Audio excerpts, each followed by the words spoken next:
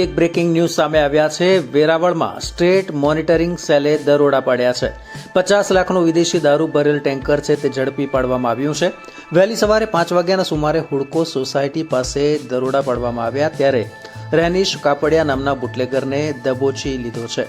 470થી વધુ વિદેશી દારૂની પેટી કબજે કરી છે। ટેન્કરમાં ચોરખાના બનાવીને દારૂનો જથ્થો છુપાવવામાં આવ્યો હતો।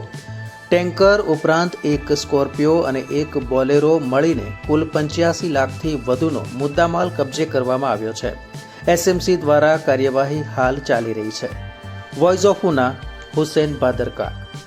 મિત્રો, ગીર સોમનાથ જિલ્લાના તેમજ દીવના સમાચાર માટે આપ જોતા રહો voice of Una YouTube channel.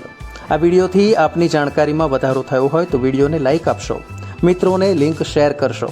જો આપ પ્રથમવાર અમારી ચેનલ જોતા હોવ અથવા હજુ સુધી અમારી ચેનલને આપે સબસ્ક્રાઇબ ન કરી હોવ તો તુરંત સબસ્ક્રાઇબ કરી દેવા વિનંતી કે જેથી જિલ્લાના સમાચારથી આપ વંચિત ન રહી જાઓ।